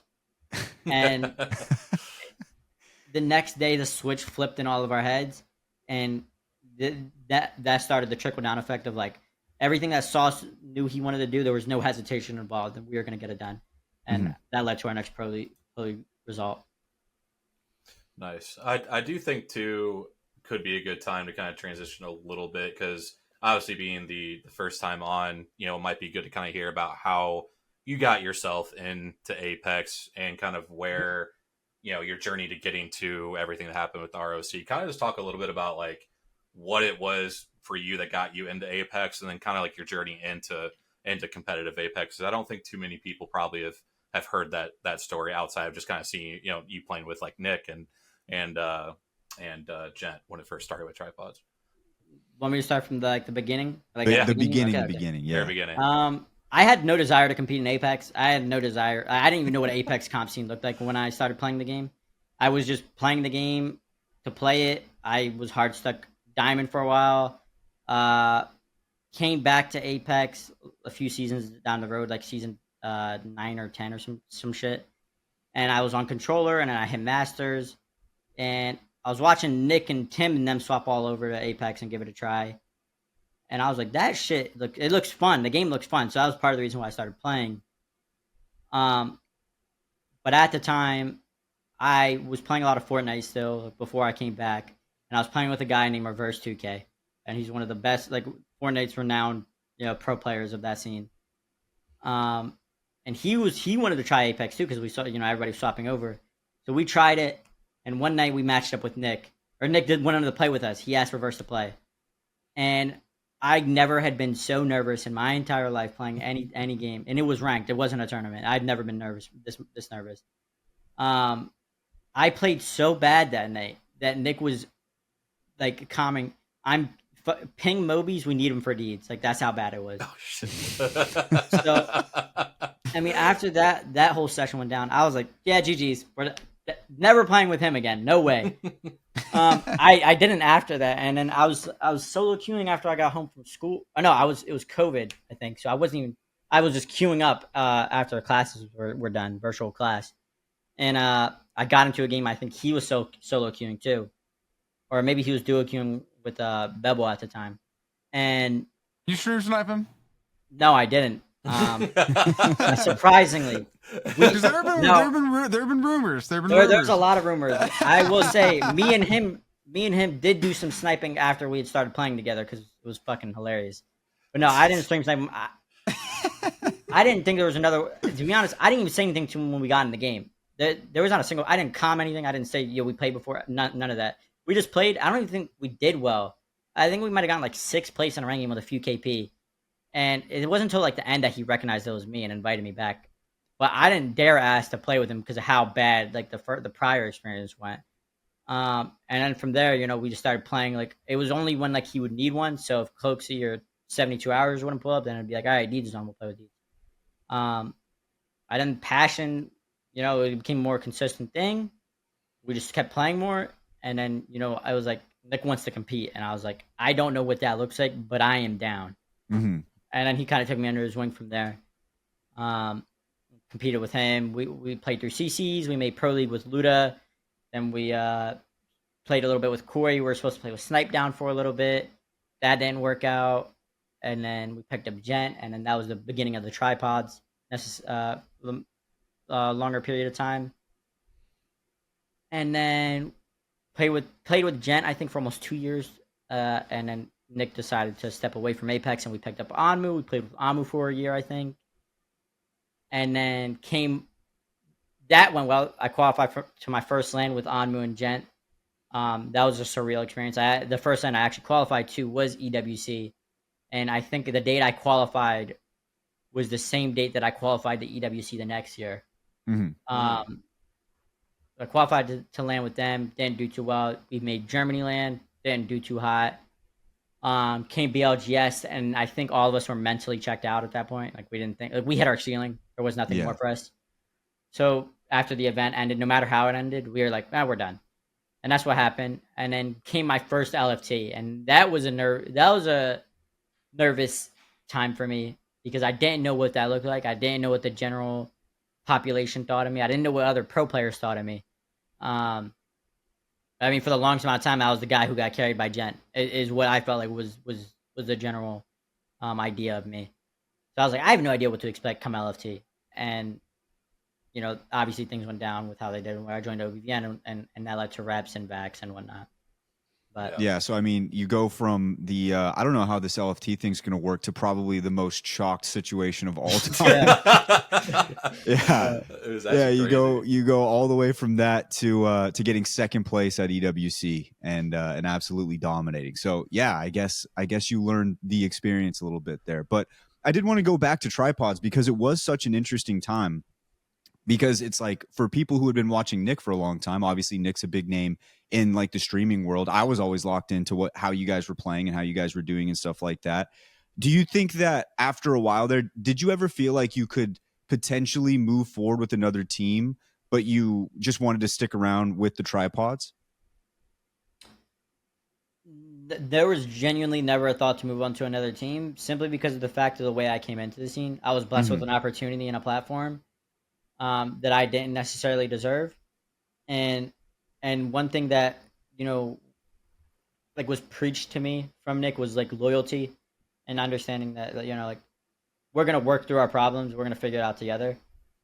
And there was never a thought in my mind to just leave that version of the tripods or the next, really. Yeah, it was a fun time. Yeah, and it was impressive, like, how long you guys did stay together, because obviously we've seen some of the roster mania stuff that's occurred over different seasons or splits of Apex. What really was, maybe outside of kind of what, it was being preached to you, what was kind of like maybe those one or two things that really kept you guys together? Because, again, that's not really a common practice that we really see in Apex right now. Because I definitely know I really enjoyed watching your guys' development, and obviously, like, we've seen where you're at now, like, that was obviously a huge part of how you developed as a player. Yeah. So, I mean, I'd say outside of the loyalty, it was one thing. Nick had explained this to me, is that if it was going to continue to be fun, we will continue to play. And I've like carried that mentality with me through every team. I've always tried to be the vibe guy on the team or whatnot. I think being able to enjoy yourself playing with the guys you're playing with, it's such a good experience. There's often times where you see players just low key wind up hating each other or not liking each other and leading them to them splitting. And not once did me and Nick not have fun playing together. So that was it. We had it was a fun journey. Other than maybe that first time ever. Other than that one. Yeah. Yeah. I can say you guys created some crazy content along the way. I mean, there was some stuff that when I was looking back, I saw there was like a day you were playing on M&K, I think during BLGS, where you like top fragged when you hadn't played on M&K in a while. Like, I think what's been cool is to kind of see like throughout your journey, you've definitely done a really good job of posting content. And it's really been a cool thing for us to see, because like we obviously get to see you on game day, but then we get to see these other moments of like, damn, this guy is actually like genuinely hilarious. Like outside of the gameplay, he's obviously getting better and better. But like, I honestly think over this past year and a half, I'm like, dude, I just love seeing the clips this man uploads, because like it is generally hysterical. Like, what is like, I guess your key to like finding the fun? Because I can tell you today, I lost 800 RP in ranked, and I actually wanted to absolutely just not play Apex ever again. What's like that thing that brings you back and continue to like have fun? Just remembering why I started. I started because it was fun. I didn't come into anything for money, and like I said, like Nick was one of the funniest guys that anybody could play with. He wouldn't let me be upset. We could like during a scrim, we could get his 20th place 4 games in a row, and he'd still find a way to make everybody laugh and just relock in for the next game. Yeah. And outside of comp, I think like carrying that vibe into just the people you meet, like when you play within ranked, is pretty important. A lot of gamers are kind of insufferable sometimes when things go bad or things go wrong. So I think having that, ability to laugh or put on a smile is underrated and very much appreciated by me. I think that's why I had so much fun playing with Nick and vice versa. I do think the posting and the content stuff is something that a lot of people can learn from. And I think there's been like some discourse already about this like recently, where, being a professional Apex player is a lot more than just going out there and competing, firing up stream during scrims and, during the tournaments or whatever. You also have to be able to have the personality and post and do different stuff like that. For you, has that always just kind of come naturally, or do you think that like you were able to kind of lean into yourself more and more as time went on throughout like that tripods era to be like, hey, this is supposed to be fun? I was able to lean into myself more and more as time came on. Nick told me in the beginning, he just straight up told me I was stupid if I was streaming with my face cam off. And then like it goes further than that, take advantage of the opportunity, upload YouTube videos, get cool designs for your stream, put alerts up, make it fun. And then my manager now, just dug that even deeper into my mind as time went on, and I've worked with him. And that's the goal. We're, outside of the competitive stuff, we're trying to have fun here. Good stuff. Okay, so you've mentioned your manager, which I believe is Beza, right? Yeah. And so how did that relationship form, and how has that impacted your career as you've been going through this Apex scene? Because I believe he started out doing like your short form content, and then it's expanded from there. Or like, can you give us a little bit of insight? He was a MFAM viewer. Enjoyed watching me and Nick play together. One day he just asked if you want to try out YouTube. I asked, you don't have a YouTube. And we're like, all right, let's give it a shot. And from there it was like, it was just something that we wanted to continue building together. So now we move over into Pro League Split number 2. And with the way things have kind of like worked out with some of the rule changes in ALGS, it's made it to where I think you guys are basically a shoe-in here going in to get ready to qualify for champs. But still, you have to perform in this Pro League. Like, you still got to go in there. You still got to prove to yourself that you guys are those guys. So going into this, have you guys been practicing at all? Has there been anything for you that has been like something you wanted to work on from Riyadh over to now? Like, what's been going on with ROC heading into Split number 2 Pro League? So we've been practicing every day. In general, I don't know if this is a good or bad thing. I don't know if I should be saying it or not. But my biggest weakness as a player has always been my communication. Sometimes I say too much. Sometimes I don't say enough. Sometimes I don't listen. Obviously at LAN I did I did that really well, but I've been struggling with it since I've gotten back from Riyadh, so I'm trying to get back into form there. As a team, though, we're trying to figure out the meta. I think we're trying a lot of different shit right now. You all mess with Sparrow? Yeah, we tried that out. I think we're seeing a lot more cryptos being played now after the LAN, and even during the LAN, you saw a lot more cryptos come out.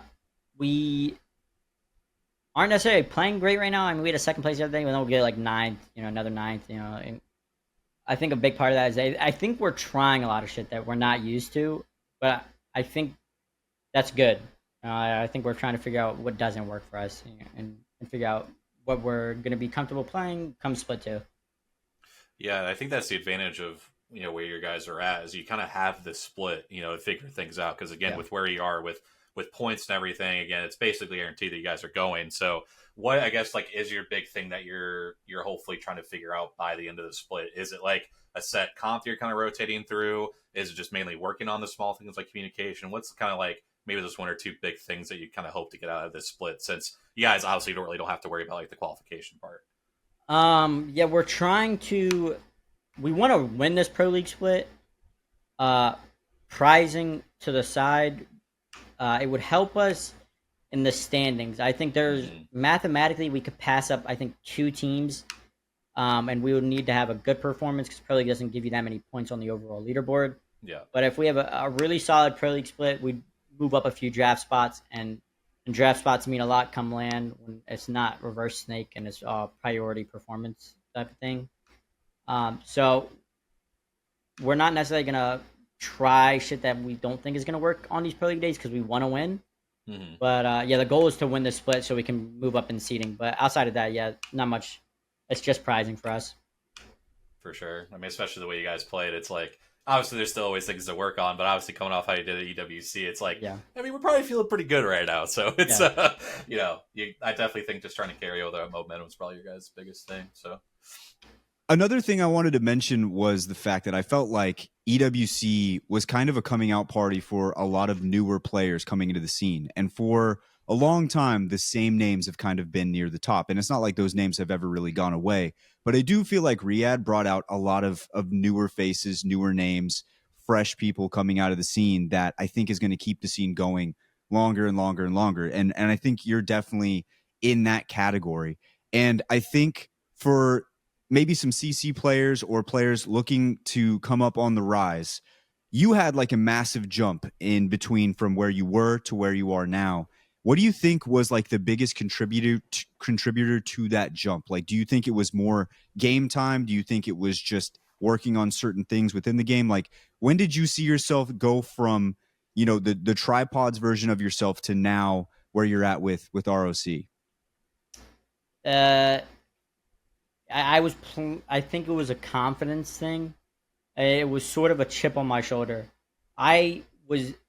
At no point in my career was I ever trying to, like, yeah, I was trying to perform and do well, but I don't know if I had a purpose. I had a purpose after everything happened with the opens and all the team swaps.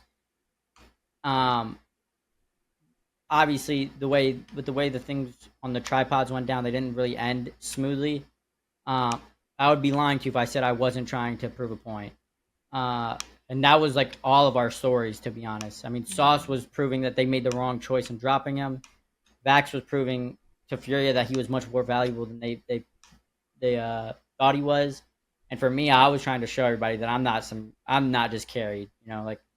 So I developed some sort of level of confidence that anybody in front of me is not a better player than me, that I could kill him. Like, I guess before, like, you know, either maybe there's thoughts, and maybe if I wasn't directly thinking, it was in the back of my head, like, I don't want to take a 1v1 with Koiful. I don't give a fuck who's in front of me at this point in my career. Like, I'll take that shot any day of the week. And I think that sort of is what was like the foundation for why I saw such drastic improvements in my game in such a short period of time. Oh, it's awesome. Yeah, because like you mentioned, it was just all of your guys' stories really was kind of collectively coming together and be like, yeah, we are badass. Like, we are a team that can definitely compete with anybody in the world. And obviously you guys showed it during the regional final, but then to carry that over to the LAN, it was just like, damn, these guys are legit. Like, and it was so cool to see. And like, I guess from like getting back from the LAN, like kind of what was like those first couple of thoughts of like, holy shit, we really popped off. Like, kind of what was kind of like that moment when he got back home? I kind of had a few him moments in my own head. I mean, rightfully so. Again, like, I don't feed too much into what people say or, you know, what people think on the outside, but I knew people were questioning why Deeds was on Newcastle. Was Deeds carried, you know, and then after the LAN I get back, I'm like, yeah, I just proved all those motherfuckers wrong. And yeah, I was a lot happier than my teammates, but considering my best placement again was a 32nd, I was okay with a second place in my first finals lobby at a LAN. I was genuinely happy, and I surpassed all expectations I had of myself. So I did want to ask real quick, since we brought up the I'm him moments. How did that Newcastle clip feel the other week? It just solidified what I was already thinking in my head. I mean, for a while now, I've been telling Vax, I'm like, you know, I'm the best Newcastle in the world, right? And he'll never admit it. He said he always tells me, if we win a LAN, I'll tell you, I'll say it. But I mean, it just further the thought that, like, I don't think there's anybody that's as good as me on that character. Obviously, now I have the results to be able to confidently say that. Mm-hmm. Speaking of clips, this just popped in my head right now. What was that moment like at EWC where it was like the 1v1v1 with Saucer? I think it was on World's Edge. Yeah.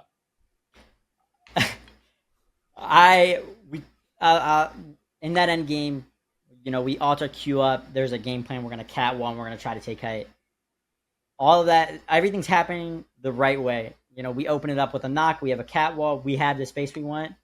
And then the team from low ground wraps us. And when I get a PK in my hands, throughout all of Pro League and scrims, like me and my team has always said, like, just give Deeds a PK. If I had a PK, I didn't think I was going to die. Like, it was just an automatic win. So the team wraps us on low ground, and I just chow him through a catwalk with PK. I hit one guy for like 120 and die. I was like, fuck, I threw. And then the fight draws out. There's multiple knocks on multiple teams. And there's like, I was just sitting there, I was like, holy fuck, I might have trolled. And I knew as soon as Sauce, there's a moment in the game comms where Sauce is like, shut the fuck up or something. Yeah. And I was like, wait a minute, he's got this. And our comms go quiet. And then he just clutches up the game, and I was like, yep, He did it. He's him. Yeah. I was going to specifically ask about the shut the fuck up part because it was like he was entering his final form Yeah, in he that does- moment.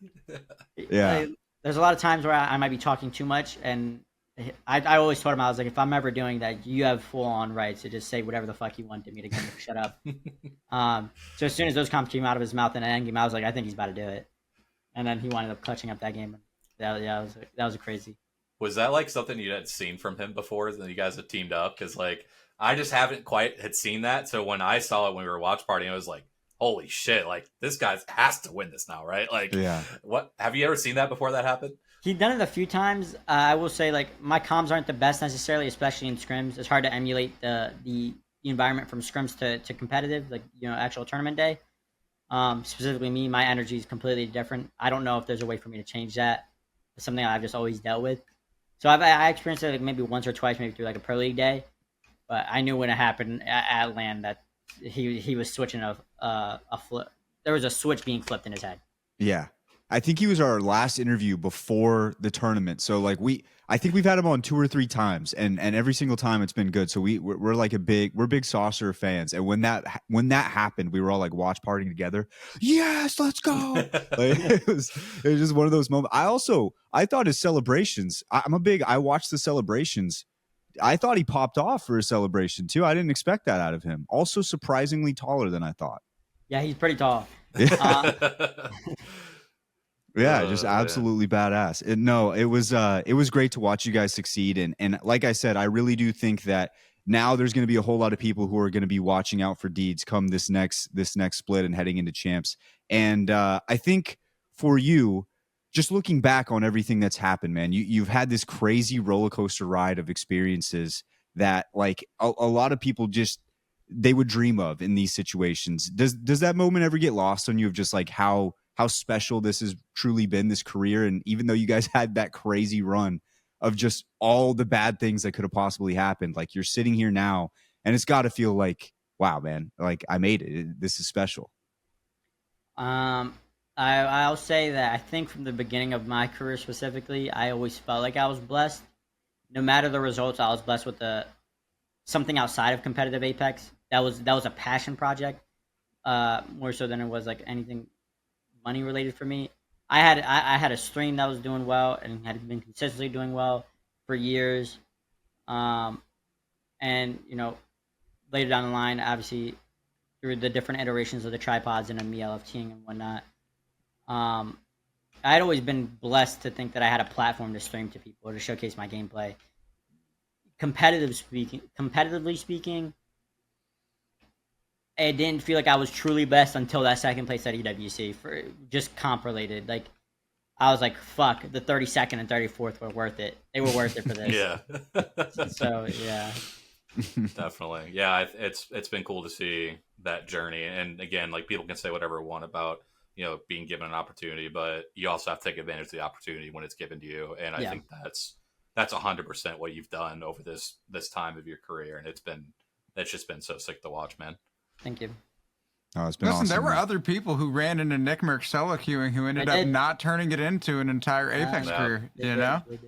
Yeah, and honestly, say what you want about the tripods at that time, but like you and Gent are both on the rise. And Gent was already kind of there. Like we had already known who Gent was, but I mean now he's doing well over there with TSM. So yeah, I think he had his best land placement recently too. So I'm pretty sure.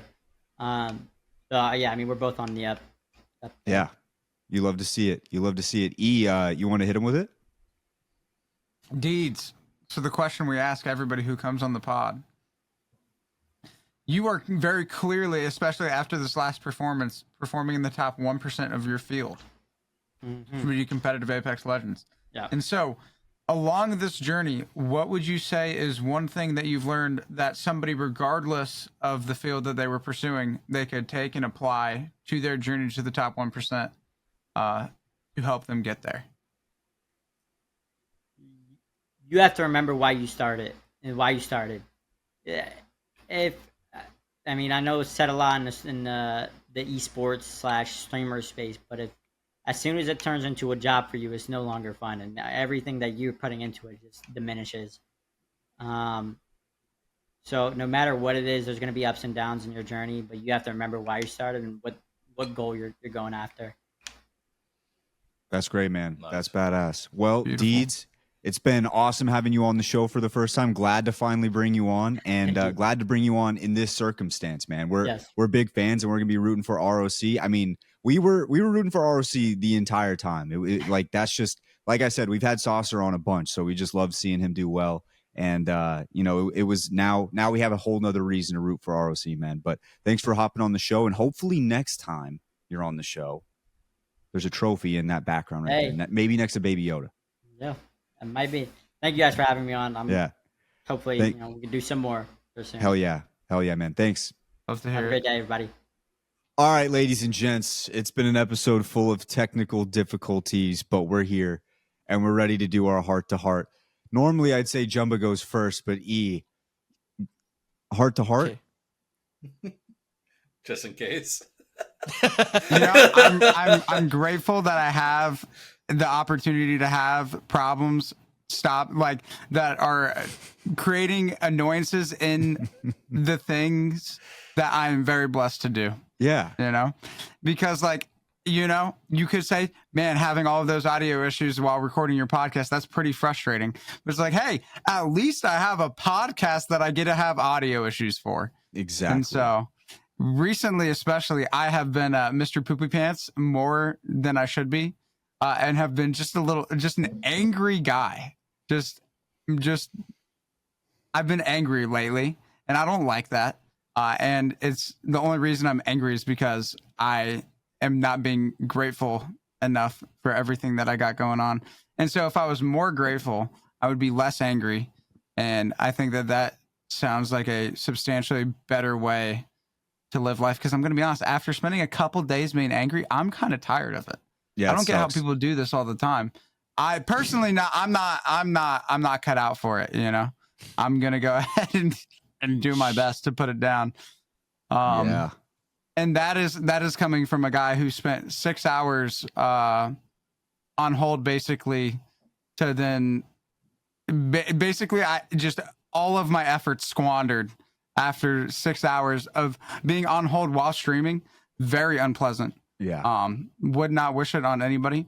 But, at least I have a stream that I get to Be on do. hold. Yeah. Yeah. Dude. There you go.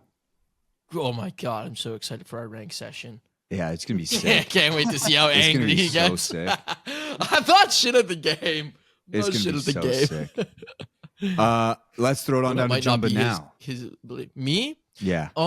Let's go with the fact that Pro League's back. And when Pro League's back, we get these pods rolling. I feel like we haven't been able to record consistently, and I've missed a bunch being away, and then like other shit going on here and there. So now we got PL back, and I love it, and I love getting on the pod and talking with you guys every week. So that's my heart to heart. Excited to. So I wanted to going get the again. lighting right for your heart to heart, bro.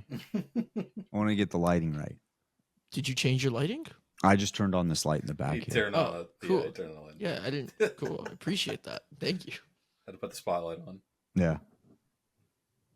That was my heart to heart. Did you? Oh, hear it? okay, I said it. okay, yeah. Oh, I Yeah, said it. yeah. I said it. Like, There- yeah, there you you go go. next. Yeah. There you go. Oh Donnie, my your God. heart to heart. Honestly, By the way, just- what a banger episode this is.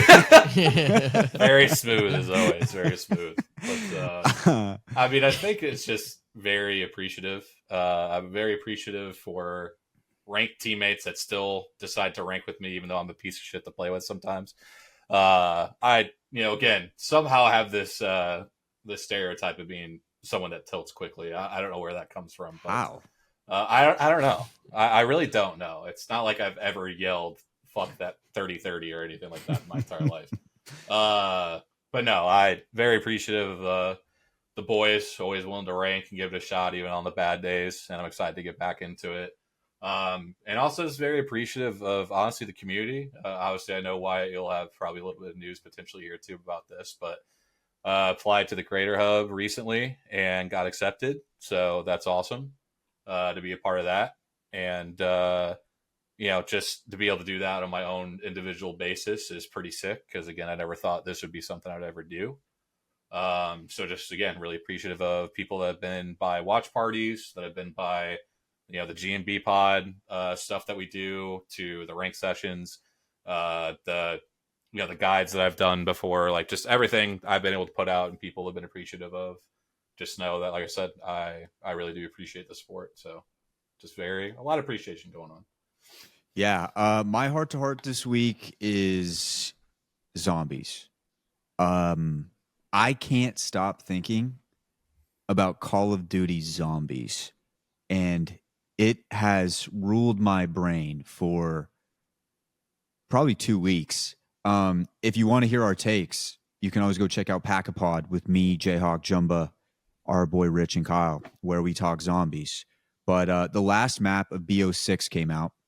They announced BO7, and yesterday we had our first little glimpse of the first map of BO7, and I can't get it out of my head. Also, me and Jumbo released, like I said, the newest episode of Pack-a-Pod. You can go check it out on YouTube or on Spotify.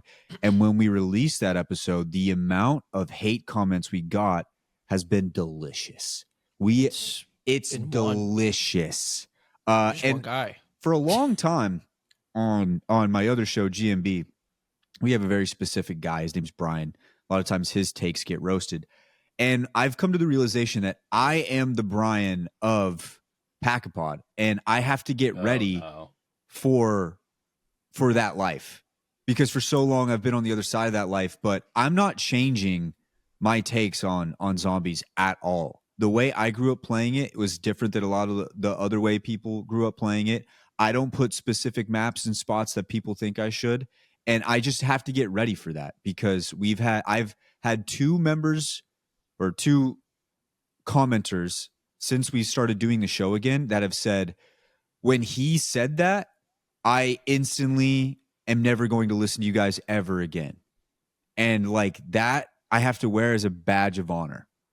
Like I just have to accept that I am that guy now, and just be proud of it. Like, be grateful that I can even have a platform for people to be like, you're Fuck stupid. that guy. Yeah. I just have to be. So you know what? My heart to heart, gratefulness. I'm grateful that somebody's like, that guy's an idiot, and I don't like him at all. At least I'm there for that, At least I have that platform to do so. Because when I put Origins at 10, I said it's a top 10 map. They didn't like that it was at 10. He said, yeah, I'm never listening to this show ever again. Sorry. But I appreciate that you stopped by. And then I put The Reckoning at 5. Holy shit, we got Jumba also put it at 5. And we're losing so many fucking viewers due to your takes. Yeah, I know. Yeah, I think I realize more. Oh, no. Yeah, At least he went first. The troubles continue. And that's why he went first. The troubles continue. But yeah, that's my heart to heart this week. And I'm ready for zombies. So yeah, there we go. And Nothing ladies like the and Apex gents, pod being back with Wyatt not having an Apex take for his heart to heart. You love to see it. yeah, 100%. And listen, that's going to do it for the show. Not just because Enoch can't speak once again, but because we've hit you guys with a banger episode, and I feel refreshed. We're back. Last thing to throw, and Wyatt, I'll even say this here, throw something maybe in at the beginning if there's a way to do it, about that community. I did a community night the other day with some of my community, and that shit was fun. And then you guys threw it in the GMB cord, and then they hopped in, and that was awesome, and everyone had a blast. And love to get the Apex community involved in that stuff too, for the pod. So join the Apex Discord, and so that you could be like in tune with that and see when we do that stuff. Because I know we do it on GMB. I know we do it like through me, this and that. Like whenever we all do it, we should just try to get as many of you guys involved as possible. Because it's just everyone always has a good time in those. So. Everybody, every single time. So yeah, I'll put that. I'll see if I can fit that in at the front as well, and then we'll get everything ready to go. But ladies and gents, we got our first weekend of Pro League. We're super excited for it. We'll be right back next week with another episode after our first weekend, breaking it all down, and you can hop in here and get ready for that. We're back, ladies and gents. We're excited to be back, and we'll catch you guys next week for another episode of the Apex the Podcast. See you.